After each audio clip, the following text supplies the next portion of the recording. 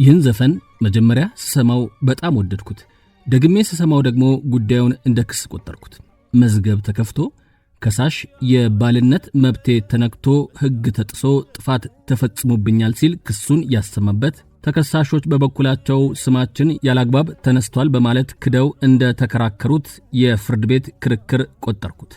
ክሱ የቀረበው በሸገር ኤፍኤም 102.1 እንደሆነ ቁጠሩና የክሱን ሂደት ተከታተሉ። በመሃል የምገባውን እኔን ደግሞ እንደ ዳኛ ቁጠሩኝ።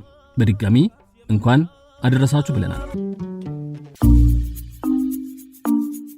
ያልታሰበ አደጋ ከሚፈጥረው ስጋትና ከሚያደርሰው ጉዳት ለመዳን ከዘመን ኢንሹራንስ ይወዳጁ፣ ይተማመኑበታል የሚለው ዘመን ኢንሹራንስና ቅልጥፍናን ከብቃት ጋር አዋህዶ ዘመኑን የዋጁ ደንበኛ ተኮር አገልግሎቶችን እየሰጠ 30 ዓመታትን በስኬት የተጓዘው ኑ ከመሪው የግል ባንክ ጋር አብረን እንስራ አልሰማንም እንዳትሉ የሚለው አዋሽ ባንክ እንድታደምጡ ጋብዘዋቸዋል። ዝም ብላችሁ አመስግኑና ቁም ነገሩን ውሰዱ። መዝገብ ቁጥር 001 ችሎቱ ተሰይሟል። ጉዳዩ የባልና ሚስትን ክርክር ይመለከታል። ከሳሽ አቶ ማስተዋል፣ ተከሳሾች አንደኛ ወይዘሮ ሕይወት፣ ሁለተኛ አቶ መስፍን ቀርበዋል። ከሳሽ አቶ ማስተዋል እስቲ አጠር አድርገው ክሶትን ያሰሙ። እስኪ ግለጭልኝ ይህን ነገር ያ ሰው የዛን ጊዜ ምንሽ ነበር?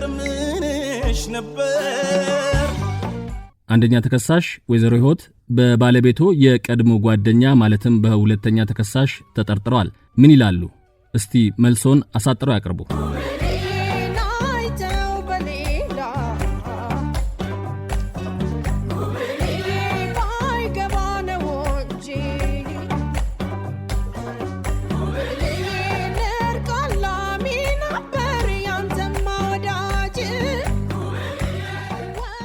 የአንደኛ ተከሳሽ መልሳቸው ግልጽ ነው። ምንም ግንኙነት የለንም። ሁለተኛ ተከሳሽ ሊያስታርቀን ጥረት ማድረጉ ሊያስመሰግነው ሲገባ መከሰሱ ራሱ ያሳዝናል ብለው ክደው ተከራክረዋል። ጉዳዩን ይበልጥ ግልጽ ለማድረግ ወደ ሁለተኛ ተከሳሽ ከመሄዴ በፊት ከሳሽ አቶ ማስተዋል አሁን አንደኛ ተከሳሽ ወይዘሮ ሕይወት በሰጡት መልስ ላይ ምን ይላሉ?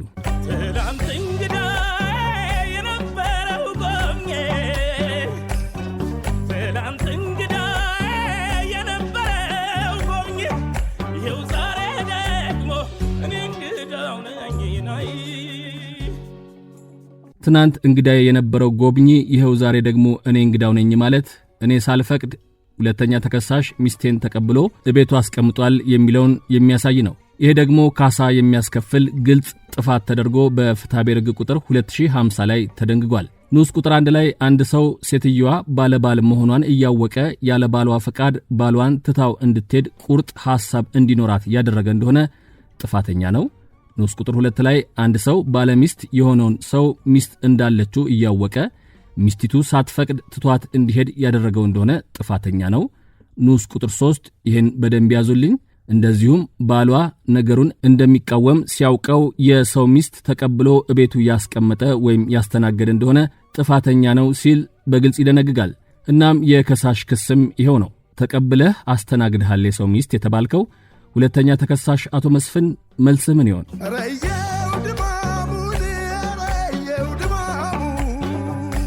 እንዴት ባለበት ሰው ይጠፋል ስሙ አባባይ ሆንኩ እንጂ ላጎደልከው ደስታ አባባይ ሆንኩ እንጂ ላጎደልከው ደስታ እኔ ሳልመኝም የወዳጄን አድማጮች እናንተም እንደሰማችሁት ተከሳሾች የተከሰሱበትን ድርጊት ዘወርወር አድርገውም ቢሆን መፈጸማቸውን አምነዋል። በዚህም ቀደም ሲል በጠቀስነው የፍትሐብሔር ሕግ ቁጥር 2050 መሠረት የከሳሽ መብት መነካቱን ፍርድ ቤቱም አረጋግጧል። አንድ ሰው ባሏ እንደሚቃወም እያወቀ የሰው ሚስት ተቀብሎ ያስተናገደ እንደሆነ ጥፋተኛ ነው። ይሄ ግልጽ ነው።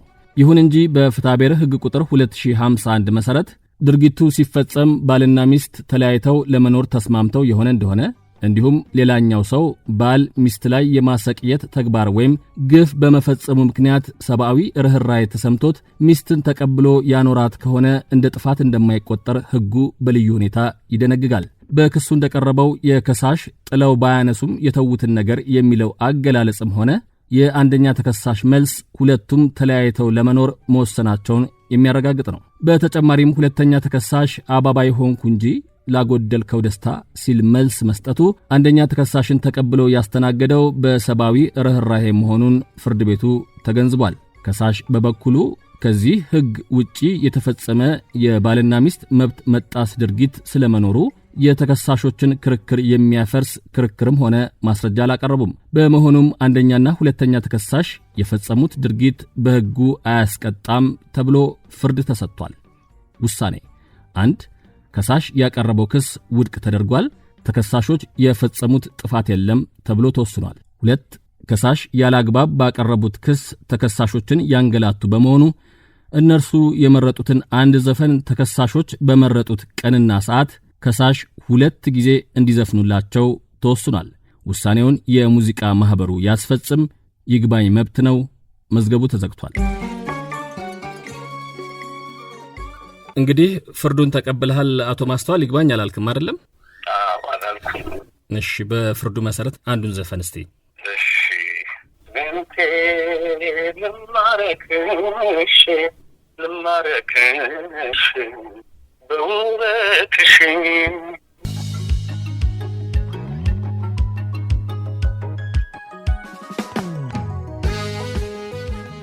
ለመላው የክርስትና እምነት ተከታዮች እንኳን በሰላም አደረሳችሁ ማለት ፈልጋለሁ። ሀገራችንን ደግሞ በደንብ ሰላም ያድርግልን፣ በሰላም ያገናኘን።